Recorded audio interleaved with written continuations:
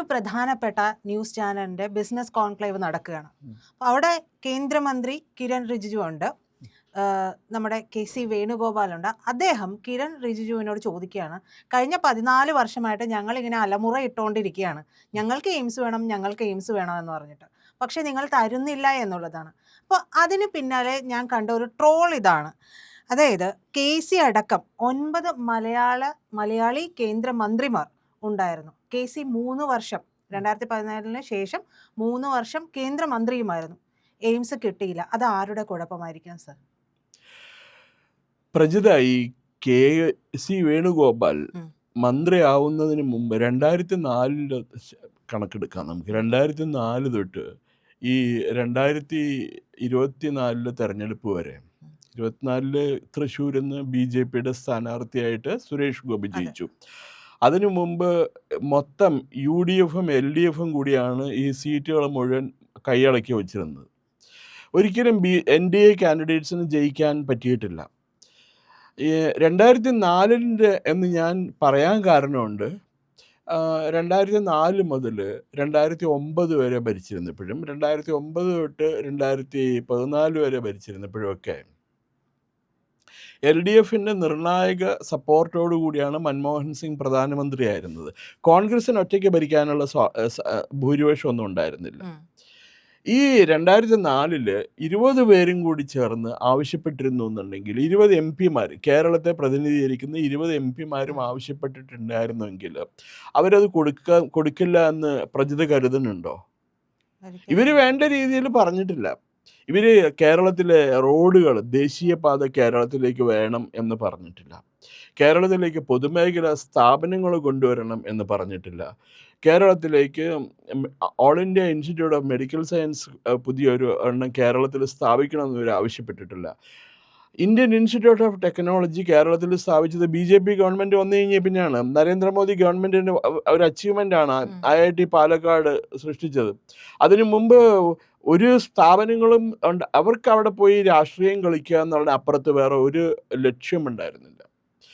2004 തൊട്ട് 2014 വരെ, 2024 വരെ ഇവർക്ക് ഇത്രയും ഭൂരിപക്ഷം ഉണ്ടായിരുന്നു. ഇവർ എന്ത് ചെയ്യുമായിരുന്നു? ഇവർ ആവശ്യമില്ലാത്ത കാര്യങ്ങൾക്കാണ് കേന്ദ്രത്തിനെ സമീപിച്ചിട്ട് ഓരോ ഡിമാൻഡ് വയ്ക്കണം. റെയിൽ കാസർഗോഡ് തൊട്ട് തിരുവനന്തപുരം ഒരു സ്റ്റാൻഡ് അലോൺ റെയിൽവേ ലൈൻ പണിയും. അത് മറ്റേ കോഴിക്കോട് നിന്ന് അപ്പം വിൽക്കാനായിട്ട് കയറിയ കൊച്ചിയിൽ വന്ന് അപ്പം വിറ്റിട്ട് തിരിച്ചു പോകാമെന്നൊക്കെയാണ് ഗോവിന്ദൻ പറയുന്നത്. അതിനു മുമ്പ് വേറെ പല പ്രശ്നങ്ങളുണ്ടായിരുന്നു. കാസർഗോഡ് തൊട്ട് തിരുവനന്തപുരം വരെ യാത്ര എത്ര മണിക്കൂർ എടുക്കുന്ന അറിയാം? 15 മണിക്കൂറോ 16 മണിക്കൂറോ സാധാരണ ട്രെയിൻ എടുക്കണം. ഇവർ ആദ്യം ചെയ്യേണ്ട എന്തായിരുന്നു? കാസർഗോഡ് തൊട്ട് തിരുവനന്തപുരം വരെയുള്ള റെയിൽ പാത ഇരട്ടിപ്പിക്കുക, അതല്ലെങ്കിൽ 3 വരി പാതയാക്കുക. അങ്ങനെ ചെയ്യുമ്പോൾ കേരളത്തിൽ വളരെ വേഗത്തിൽ നമുക്ക് യാത്ര ചെയ്യാൻ സാധിക്കും. ഇപ്പോൾ ഏറ്റവും ചെറിയൊരു ഉദാഹരണം ഞാൻ ചോദിക്കട്ടെ പ്രജിതയുടെ അടുത്ത്. തിരുവനന്തപുരം തൊട്ട് എറണാകുളം വരെ വരാനായിട്ട് ശരാശരി 5.5 മണിക്കൂർ 6 മണിക്കൂറാണ് ട്രെയിനിൽ ഇപ്പോൾ ചിലവാക്കുന്നത്. കാര്യം ഡബിൾ ലൈൻ ഇപ്പോൾ അടുത്ത കാലത്ത് വന്നിട്ടുണ്ട്. കൊല്ലത്തിനും പിന്നെ കായംകുളത്തിനും ഇടയ്ക്ക് ഡബിൾ ലൈനുണ്ട്. എറണാകുളത്തിനും പിന്നെ വേറെ തൃപ്പൂണിത്തുറയ്ക്കും ഇടയ്ക്ക് ഡബിൾ ലൈനുണ്ട്.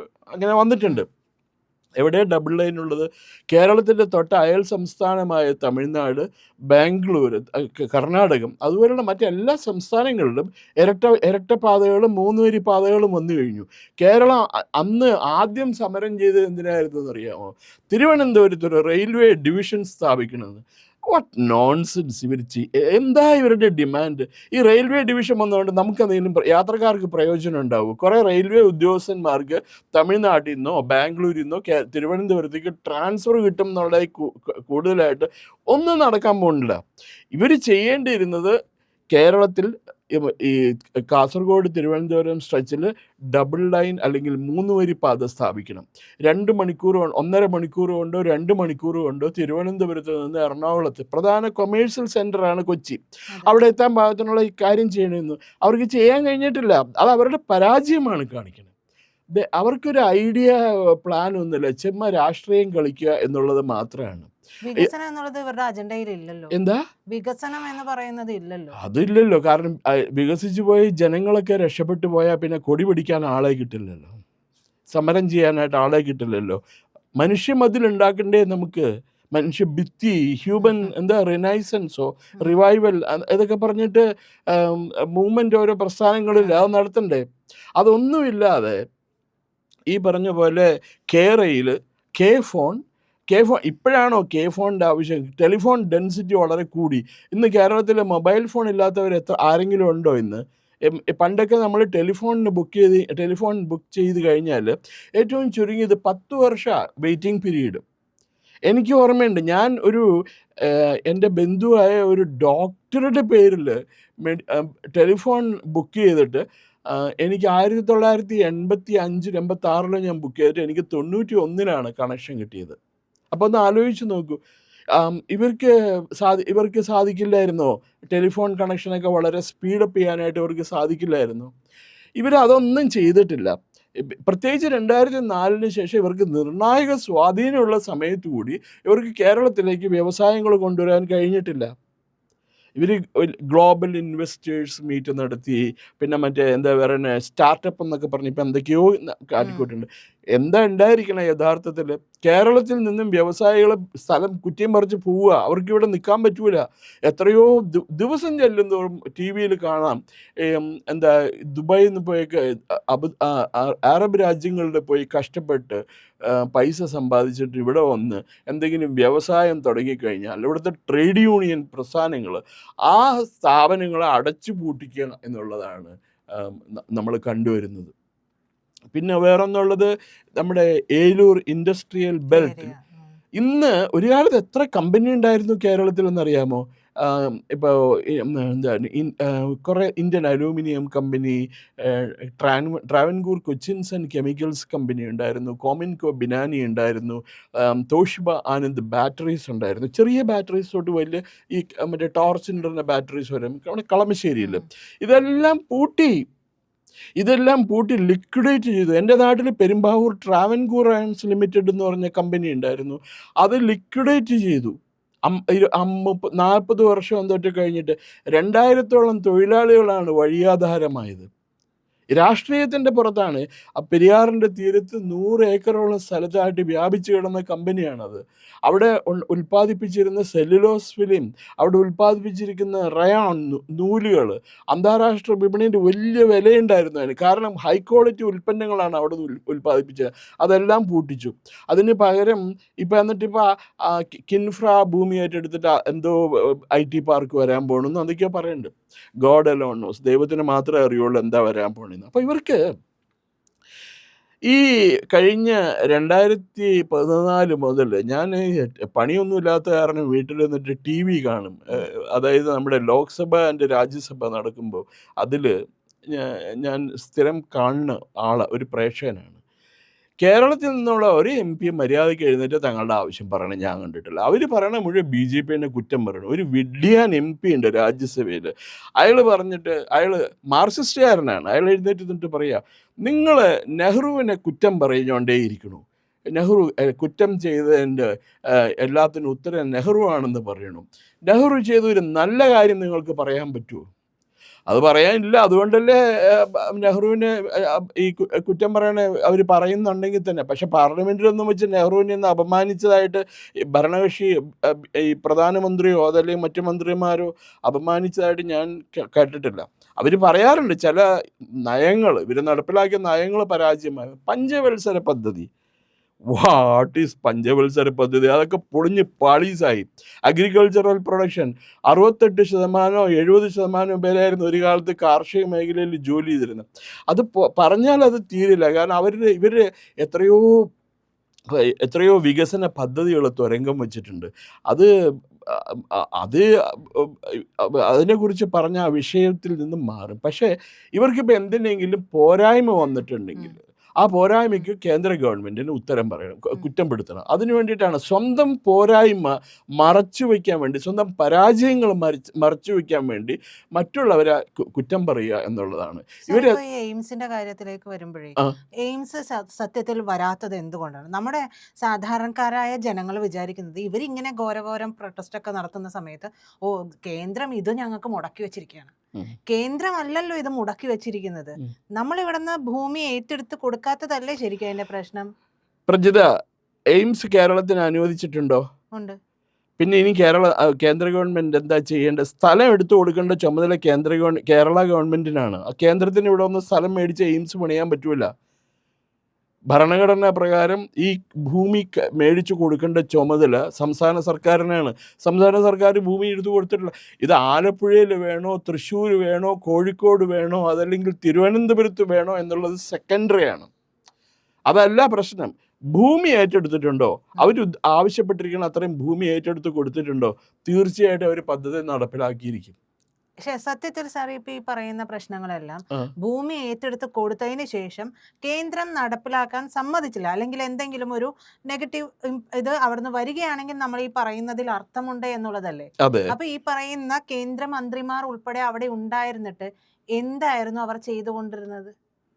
അതൊരു ചോദ്യമാണ്. അവർക്ക് എയിംസ് ഇവിടെ കൊണ്ടുവരാനായിട്ട് താല്പര്യമില്ല, അത്ര തന്നെ. എന്തായിരിക്കാം കാരണം കേരളത്തിലെ റോഡുകൾ എന്താ പറയണ നന്നാക്കണമെന്നോ, റിംഗ് റോഡുകൾ വേണമെന്നോ, അതല്ലെങ്കിൽ മറ്റേ എന്താ സ്റ്റേറ്റ് ഹൈവേ വേണമെന്നോ ഇവർക്ക് താല്പര്യമില്ല. കാരണം ഇപ്പം നമ്മുടെ രാഷ്ട്രീയക്കാർ മുഴുവൻ വളരെ ഇമ്പ്രൂവ്ഡ് ആയിട്ടല്ലോ. ഇപ്പം മലബാറിലുള്ളവർ മുഴുവൻ കോഴിക്കോട്ട് നിന്ന് അല്ലെങ്കിൽ കണ്ണൂരിൽ നിന്ന് വിമാനം കയറി തിരുവനന്തപുരത്തോ കൊച്ചിയിലോ വരും. തിരുവനന്തപുരത്ത് അവർ തിരിച്ച് അതേപോലെ തന്നെയാണ് പോണത്. അവർക്ക് കാറിൻ്റെ ആവശ്യം, റോഡിൻ്റെ ആവശ്യമില്ല. പണ്ട് CH മുഹമ്മദ് കോയ കരുണാകരനെ പറഞ്ഞ പോലെ നമ്മുടെ മുഖ്യമന്ത്രിക്ക് റോഡിനോടൊന്നും വലിയ താല്പര്യമില്ല. അത് റോഡിൽ കൂടിയാണെങ്കിൽ പറക്കുകയാണല്ലോ. കരുണാകരൻ വളരെ വേഗത്തിനാണല്ലോ യാത്ര ചെയ്തിരുന്നത്. അപ്പോൾ അതേപോലെയാണ് ഇവിടുത്തെ നമ്മുടെ MLA-മാരും MP-മാരും ചെയ്യുന്നത്. ഈ ഭൂമി ഏറ്റെടുത്ത് കൊടുക്കുമോ നിങ്ങൾ? ഇപ്പോൾ തമിഴ്നാട്ടിൽ മാർച്ച് മാസത്തിൽ തമിഴ്നാട്ടിൽ മധുരയിൽ all India institute of medical സയൻസിൻ്റെ ആദ്യത്തെ ഫേസ് ഇനോഗ്രേഷനാണ്. എങ്ങനെ നടന്നു അത്? അവിടുത്തെ ഗവൺമെൻറ് മധുരയിലുള്ള സ്ഥലം ഏറ്റെടുത്ത് കേന്ദ്ര ഗവൺമെൻറ്റിനെ ഏൽപ്പിച്ചു. അതോടനെ അതിൻ്റെ നിർമ്മാണ പ്രവർത്തനങ്ങൾ തുടങ്ങി. റെക്കോർഡ് വേഗത്തിൽ അതിൻ്റെ പണി പൂർത്തിയാക്കി. ഒന്നാം ഘട്ടം മാർച്ച് ആദ്യവാരം ഇനോഗ്രേഷനാണ് പ്രധാനമന്ത്രി പോയിട്ട്. സർ, അങ്ങനെയാണെങ്കിൽ 10 വർഷമായിട്ട് ഇവിടെ ഭരിക്കുന്നത് LDF ആണ്. അതെ. തമിഴ്നാട്ടിൽ ഭരിക്കുന്നത് DMK ആണ്. ബായ് ആണ്. അപ്പോ ഇത് കണ്ടിട്ടെങ്കിലും പഠിക്കണ്ടേ? അത് ഒരു വലിയ ചോദ്യമാണ്. കാരണം എന്താണെന്ന് വെച്ചാൽ തമിഴ്നാട്ടിലെ രാഷ്ട്രീയ സംസ്കാരം ഒന്ന് വേറെയാണ്. ഇപ്പോൾ AIADMK ഗവൺമെൻറ് ഒരു നിർമ്മാണ പ്രവർത്തനം തുടങ്ങി വെച്ചാൽ DMK ഗവൺമെൻറ് വന്നാൽ അത് അട്ടിമറിക്കാറില്ല. അതുപോലെ DMK ഗവൺമെൻറ് ഒരു ഇത് തുടങ്ങി വെച്ചാൽ, നിർമ്മാണ പ്രവർത്തനം തുടങ്ങി വെച്ചാൽ അത് ADMK ഗവൺമെൻറ്റുകാർ വന്ന് അട്ടിമറിക്കാറില്ല. അവരെ സംബന്ധിച്ചിടത്തോളം സംസ്ഥാനത്തിൻ്റെ വികസനമാണ് അവർ മുഖ്യമായിട്ടും കണക്കാക്കുന്നത്. അത് കഴിഞ്ഞിട്ടേ രാഷ്ട്രീയമുള്ളൂ. ഇവിടെ അങ്ങനെയല്ലല്ലോ. ഇവിടെ UDF എന്തെങ്കിലും ചെയ്തു വയ്ക്കും, അവർ പോയി കഴിയുമ്പോൾ ആ പദ്ധതി സ്റ്റാൻഡ് സ്റ്റില്ലാവും, നിലനിൽക്കും, അവിടെ നിൽക്കും. മറ്റേവർ വന്നു കഴിഞ്ഞിട്ട് പുതിയ പദ്ധതി വേറെ എന്തെങ്കിലും കൊണ്ടുവരും. അത് 5 വർഷം കഴിഞ്ഞിട്ടുണ്ടെങ്കിൽ ഇവർ മാറും. അപ്പോൾ എന്താ പറയുക, ആ പദ്ധതി അപ്പോൾ തന്നെ ഇപ്പോൾ ലൈഫ് മിഷൻ എന്ന് പറഞ്ഞ ഒരു പദ്ധതി കൊണ്ടുവന്നിട്ടുണ്ട്. ഫ്ലാഗ്ഷിപ്പ് പ്രോഗ്രാമാണ് LDFൻ്റെ. കേൾക്കാനൊക്കെ വളരെ നല്ല ആകർഷകമായ ഒരു പദ്ധതിയാണ്. പക്ഷെ അത് പൂർത്തീകരിക്കാൻ കഴിഞ്ഞിട്ടുണ്ടോ അവർക്ക്? ഇല്ലല്ലോ. ഇപ്പം ചൂരൽമലയിൽ വീട് നമ്മൾ കഴിഞ്ഞ ദിവസം അതിനെക്കുറിച്ച് സംസാരിച്ചിരുന്നതാണ്. ചൂരൽമലയിൽ വീട് പണിയാൻ തുടങ്ങിയിട്ട് കാലം കുറേ. ഇപ്പോൾ ഫെബ്രുവരിയിലോ മാർച്ച് മാസം എങ്ങാണ്ട് അതിൻ്റെ ഇനോഗ്രേഷൻ മുഖ്യമന്ത്രി എല്ലാവർക്കും അല്ല, വളരെ കുറച്ച് പേർക്ക് അവരുടെ പൂർത്തിയാക്കിയ വീടുകൾ കൊടുക്കുന്നവരാണ്. ഇന്നിപ്പോൾ അവിടെ കോഴിക്കോട് ഇയാൾ വരുന്നുണ്ട്, രാഹുൽ ഗാന്ധിയും പിന്നെ അയാളുടെ സഹോദരിയും വരുന്നുണ്ട്. അവർ രണ്ടുപേരും കൂടി പോയി കോൺഗ്രസ് പണിയാം എന്ന് തീരുമാനിച്ചിരുന്ന 100 വീടുകളിൽ 50 വീടുകളിൽ ഉടനെ പണിയും. അതിലെ 10 വീടുകൾക്കുള്ള ശിലാസ്ഥാപനം എന്ന് നിർവഹിക്കുക എന്നൊക്കെയാണെന്ന് പറഞ്ഞത്. ഇതൊക്കെ നടക്കുമോ ഇല്ലെന്ന് ദൈവത്തിന് അറിയാം. ഇത് ഒരു എത്തും പിടിയും കിട്ടില്ല. ഇപ്പോഴും ഈ റെയിൽവേ ലൈനെ കുറിച്ചിട്ട് എന്താ പറയണേ, കേന്ദ്ര ഗവൺമെൻറ് ഇവരോട് പറഞ്ഞു. ഇവരതല്ല കേൾക്കണത്. അവർക്ക് അവരുടേതായ ഒരു ഇതുണ്ട്, ശബരി റെയിൽവേ ലൈൻ വേണം എന്നാണ് പറയുന്നത്. ശബരി റെയിൽവേ ലൈൻ ആർക്ക് വേണം യഥാർത്ഥത്തിൽ? ശബരിമലയ്ക്ക് പോകണവർ ആരും ശബരി റെയിൽവേ ലൈനിൽ തമിഴ്നാട്ടിൽ നിന്നോ അല്ലെങ്കിൽ ആന്ധ്രാപ്രദേശിൽ നിന്നോ വന്ന് ശബരിമലയിൽ പോയി തൊഴുതിട്ട് പോകാനുള്ളവരല്ല. അവർ റോഡ് വഴി വന്ന് കേരളത്തിലുള്ള എല്ലാ ക്ഷേത്രങ്ങളിലും കയറി പ്രാർത്ഥിച്ചു കഴിഞ്ഞിട്ട് അവർ തിരിച്ചു പോവുള്ളൂ. അവർക്ക് തീവണ്ടി കൊണ്ട് യാതൊരു പ്രയോജനമില്ല. കേരളം എപ്പോഴും ഇമ്പോർട്ടൻസ് കൊടുക്കേണ്ടത് കോഴിക്കോട്, കൊച്ചി, തിരുവനന്തപുരം ഈ പാതയിൽ, ഈ റൂട്ടിൽ അതിവേഗ ട്രെയിനുകൾ സ്ഥാപിക്കണം. അത് കേരളയിലായിരിക്കരുത്. അത് നമ്മുടെ മറ്റേ ബ്രോഡ് ഗേജോ അതല്ലെങ്കിൽ സ്റ്റാൻഡേർഡ് ഗേജോ ആയിട്ട് പണിത് കഴിഞ്ഞിട്ടുണ്ടെങ്കിൽ നമുക്ക് കേരളത്തിൻ്റെ ഈ ട്രാൻസ്പോർട്ട് പ്രശ്നം ഒരു പരിധി വരെ പരിഹരിക്കാൻ സാധിക്കും. 150 കിലോമീറ്റർ വേഗതയിൽ അല്ലെങ്കിൽ 180 കിലോമീറ്റർ വേഗതയിൽ സഞ്ചരിക്കാവുന്ന ട്രെയിനുകൾക്ക് കേരളത്തിൽ ലഭ്യമാവും. അതുപോലെ തന്നെയാണ് all India institute of medical science. ഭൂമി ഏറ്റെടുത്ത് കൊടുക്കണം. ഭൂമി ഏറ്റെടുത്ത് കൊടുത്തിട്ട് വേണം നമ്മൾ അതിനെക്കുറിച്ചിട്ട് കൂടുതൽ ചോദിക്കാനായിട്ട്. ഇവരൊന്നും ചെയ്തിട്ടില്ല. ഇല്ലില്ല, ഞങ്ങൾ തൃശ്ശൂർ 5 ഏക്കർ സ്ഥലം, പിന്നെ കോഴിക്കോട് 10 ഏക്കർ സ്ഥലം, കോട്ടയത്ത് 30 ഏക്കർ സ്ഥലം. അതല്ലല്ലോ, ഒരു പർട്ടിക്കുലർ വെന്യൂവിലല്ലേ, ഒരു പർട്ടിക്കുലർ സ്ഥലത്തല്ലേ all India institute of medical science സ്ഥാപിക്കാൻ പറ്റുള്ളൂ. അതിന് ഇവർ സ്ഥലം ഏറ്റെടുത്ത് കൊടുക്കണ കാര്യം ഇവർ മിണ്ടൂല. ഇപ്പം ഇവർക്ക് GST അതിൻ്റെ കേന്ദ്ര വിഹിതം ഇഷ്ടം പോലെ കിട്ടുന്നുണ്ട്. അത് ഇവർ മിണ്ടില്ല. ഇവർക്ക് എന്നും കടമാണ്. ഇവർക്ക് കടത്തിന് ഇവർ പറയണ കേന്ദ്ര ഗവൺമെൻറ് എന്ത് ചെയ്തിരിക്കുകയെന്നറിയാമോ? നമുക്ക് അവയിൽ ചെയ്യാവുന്ന കടത്തിന് പരിധി നിശ്ചയിച്ചിരിക്കുകയാണ്. അങ്ങനെ നമ്മളെ ശ്വാസം മുട്ടിച്ച് കൊല്ലുക. അപ്പോൾ ഇവർക്ക് കടം മേടിക്കൽ മാത്രമേ പണിയുള്ളൂ. റിസോഴ്സസ് ഉണ്ടാക്കണ്ടേ, സ്രോതസ് ഉണ്ടാക്കണ്ടേ? അത് ഇവർക്ക് പരാജയപ്പെട്ടു. വരുമാനം ഉണ്ടാക്കാനായിട്ട് പരാജയപ്പെട്ടു. എന്നിട്ട് ഈ 10 വർഷത്തെ ഭരണത്തിൻ്റെ ഏറ്റവും അവസാനം പോണ പോക്കിന് നാട്ടുകാർക്ക് അടിച്ചു കൊടുത്തിരിക്കുന്നതാണ് മിന്നൽ ബ്രാൻഡി. മലബാർ മിന്നൽ ബ്രാൻഡിയോ എന്തോട്ട് അയച്ചു കൊടുത്തിരിക്കുന്നത്. അതും കുടിച്ച് സുഖിച്ച് ജീവിച്ചോളാനാണ് പറയുന്നത്. എന്നാൽ നല്ല ക്വാളിറ്റി ബ്രാൻഡിയാണോ ഉണ്ടാക്കാൻ പോണത്? കേട്ടെടുത്തോളം അത് വളരെ അപകടകാരിയായ സാധനമാണ്. മദ്യം കുടിക്കണവർ കുടിക്കുക, എന്നാൽ അവർക്ക് നല്ല മദ്യം കൊടുക്കുക. ഈ പറഞ്ഞ പോലെ മറ്റേ ഈ പട്ടച്ചാരായത്തിനകത്ത് കാപ്പിപ്പൊടികളൊക്കെ അല്ലല്ലോ കൊടുക്കേണ്ടത്. All India institute of medical science കേരളത്തിൽ വരാത്തതിന് ആരെങ്കിലും ഉത്തരവാദിയാണെങ്കിൽ കേരള സർക്കാരും കേരളത്തിൽ നിന്ന് നമ്മൾ തിരഞ്ഞെടുത്ത് അയച്ചിരിക്കുന്ന MP-മാരുമാണ്.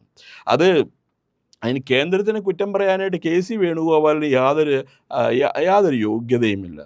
അദ്ദേഹം നമ്മുടെ പപ്പുവിൻ്റെ ഒരു രാഷ്ട്രീയ ഗുരു, പൊളിറ്റിക്കൽ ട്യൂഷൻ മാസ്റ്ററാണ്. അതാണ് അദ്ദേഹം ചെയ്യുന്നത്. കഴിഞ്ഞ ദിവസം അദ്ദേഹം ഒരു ഇൻ്റർവ്യൂവിൽ ഞാൻ കണ്ടു, അദ്ദേഹം പറയുന്നത്, രാഹുൽ ഗാന്ധി ഉണ്ടല്ലോ ബുദ്ധിമാനാണ്, ഈ ലോകത്ത് ഏത് വിഷയങ്ങളെക്കുറിച്ച് ചോദിച്ചോളൂ അദ്ദേഹം നിങ്ങളോട് പറഞ്ഞു തരും. അദ്ദേഹത്തിനോട് കാറുകളെക്കുറിച്ച്, വിമാനങ്ങളെക്കുറിച്ച്, ഈ കപ്പലുകളെക്കുറിച്ച്, അതിനെക്കുറിച്ചൊക്കെ ചോദിച്ചു കഴിഞ്ഞാൽ അദ്ദേഹം അപ് ടു ഡേറ്റ് ആണ്. ഈ നിമിഷം വരെ ലോകത്ത് നടന്നിട്ടുള്ള എല്ലാ കാര്യങ്ങളെക്കുറിച്ചും അറിയാം. അങ്ങനെയുള്ള അറിവായിരിക്കും ഈ പൊട്ടറ്റോയിൽ നിന്ന് സ്വർണ്ണം ഉണ്ടാക്കാനായിട്ടുള്ള കഴിവ് അദ്ദേഹത്തിന് കിട്ടിയത്. എനിവേ, ഈ വേണുഗോപാലൊന്നും പറയണ കാര്യമാക്കേണ്ട ആവശ്യമില്ല. അദ്ദേഹം ഇങ്ങനെ പ്രസംഗിച്ചുകൊണ്ട് നടക്കും. ഇവിടെ വന്ന് അദ്ദേഹത്തിന് വേറെ കേന്ദ്രത്തിനെ കുറ്റം പറയാൻ മാത്രമേ ധൈര്യമായിട്ട് കേന്ദ്രത്തിന് മാത്രമല്ലേ കുറ്റം പറയാൻ പറ്റുള്ളൂ. അത് അദ്ദേഹം പറയണം. പിന്നെ നമ്മൾ അവരിൽ നിന്ന് നല്ലതൊന്നും പ്രതീക്ഷിക്കേണ്ട ആവശ്യമില്ലല്ലോ. കോൺഗ്രസ്സുകാർക്ക് പൊതുവേ, കമ്മ്യൂണിസ്റ്റുകാർക്ക് പ്രത്യേകിച്ച് സ്വന്തം കഴിവ് മറച്ചു വയ്ക്കാനായിട്ടുള്ള കഴിവ് പ്രത്യേകമാണ്. സ്വന്തം പരാജയങ്ങൾ മറച്ചു വയ്ക്കാനായിട്ടുള്ള, സ്വന്തം പോരായ്മകൾ മറച്ചു വയ്ച്ച് മറ്റുള്ളവരെ കുറ്റം പറയാനായിട്ടുള്ള കഴിവ് അവർക്ക് നന്നായിട്ടുണ്ട്. അതിനപ്പുറത്ത് ഇതിന് യാതൊരു വാല്യൂവും നമ്മൾ കൽപ്പിക്കേണ്ട ആവശ്യമില്ല. എനിക്കറിയില്ല കിരൺ റിജിജു വല്ല മറുപടിയും പറഞ്ഞോ എന്ന് എനിക്കറിയില്ല. അതിൻ്റെ പ്രജിത പറഞ്ഞ കാര്യം മറുപടി കൊടുത്തിട്ടുണ്ടാവും എന്തായാലും.